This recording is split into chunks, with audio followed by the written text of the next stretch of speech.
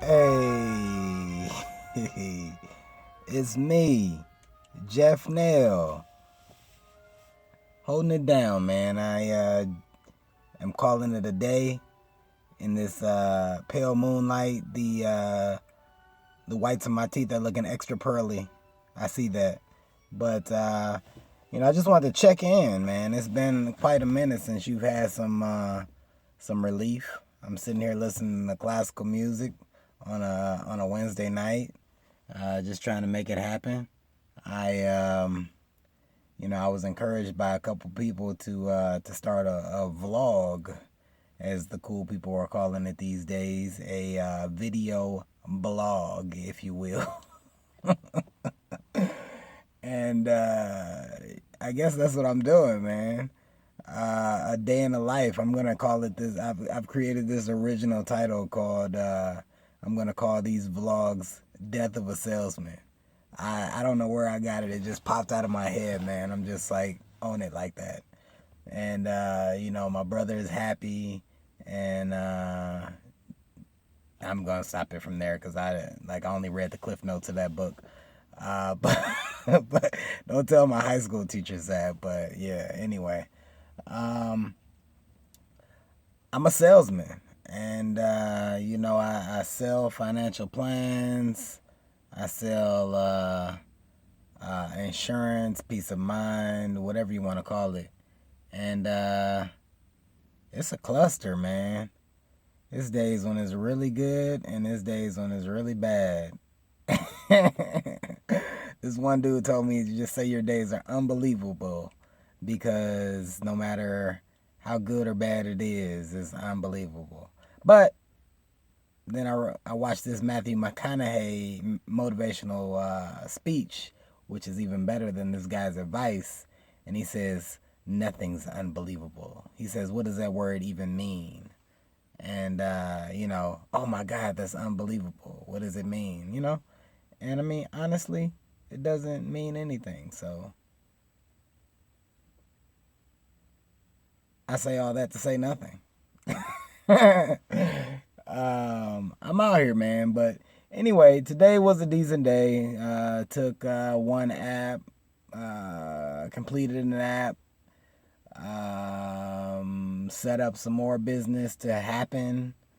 Got some things in underwriting, but I'm still broke. I'm gonna be honest with you. Still broker than a mofo, broker than a mother. You know, and that's the way life has been, man. I'm just out here parasailing through. Uh, I would say sailing through, but parasailing sounds so much more exciting, right? So I just been parasailing through, man. Forging through, banking on these cliches. The harder you work, the luckier you get, and all that stuff. But it's been rough, man, and it's not even about like the business and growing and things of that nature. The flakes, man, flaky people, man, they just make it tough to be in sales. Folks that the folks that you don't really notice on a daily basis. Those folks that you hang out with, and honestly, if you can't determine these folks in your life, these folks are probably you. Those folks, those folks that are habitually late. And I'm not talking like 5, 10 minutes. I feel like in this world, like if you're within 15 minutes of the time that something starts, I mean, like you get a pass. I mean, like because life happens, man. We all got our priorities, and with our priorities, there's traffic and everything else under the sun. So, I mean, I get the importance of being on time, and me personally, I get most places on time on the nickel. But so if I'm not on time, it's something that truly came up because I am a clock aficionado. I'm just gonna stare at the camera every time I say something crazy. But so yeah, the flakes, man. Like the folks that like are habitually late, the folks that say they're gonna do something and don't, the folks that change their mind and don't have the cojones to say, hey, I changed my mind. They just think that I'm like just calling for the sake of calling. It's funny, like I have a friend who reached out to me and they were like talking about somebody, I don't know if it was a telemarketer or the story doesn't even matter. They just kept receiving calls from this individual or this entity, and they were like, "Oh my God, like they won't stop calling. This is ridiculous.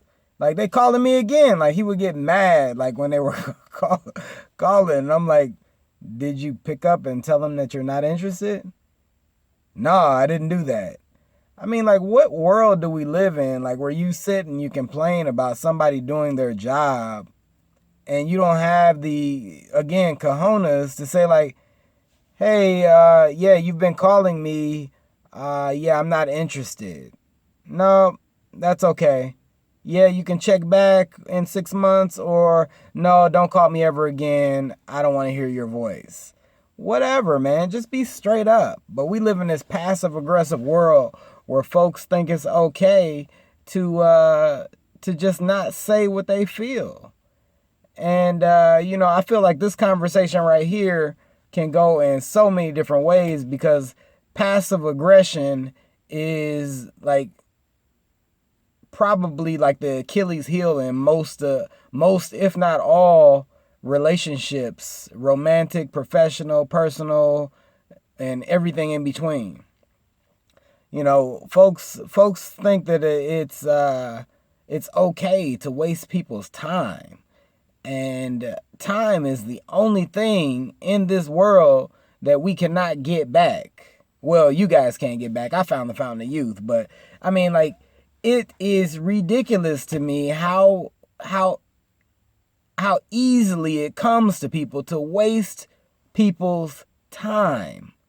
If you're in a relationship and a romantic relationship, we'll say, and you don't know if you want to be in that relationship, if that person is doing things that you know that you can't deal with, you can't tolerate, let that person know. Let them go. Release them. And it's the same with business. If you're not interested in what somebody is saying, like, say that. Like, don't say, call me back in a month. Call me back in 2 months. If you know to your heart, in your gut, that you're not interested, like, release that person. There are people that want to utilize their services.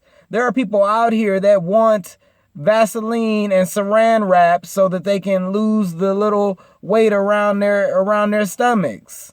So there's no point in you coming after me, asking me for that. I'm going to let you know, no, I'm not interested in that. So that you can go on to the next person who is and make some money. Because that's all we trying to do out here, man, is just do what we do. Do whatever you passionate about. But I don't think I'm going to air this one. I mean, like, I may. but I feel like I was too negative on this one, and everybody calls me Captain Positivity, but maybe I am Captain Positivity because I'm laughing out here. You see my pearly whites still. I mean, I could be out here, just like I don't even want to say it because my jokes get too grim sometimes. But yeah, man, that's me. And I think. No, I know, because somebody told me. Somebody mentioned it to me, and I never even realized it, that I don't say as much as I used to, and that was one of my things that I said I was going to take out of my vocabulary. So if you notice me using any fillers besides awkward silences that are only awkward to you and not to me, let me know. And then we'll go from there. And I think I just caught one. I said, I did the Barack Obama. Yeah. But anyway, I think that will conclude this because I don't want it to go too long, and we've already gone 10 minutes. Wow. I can ramble and talk. Wow, that's crazy.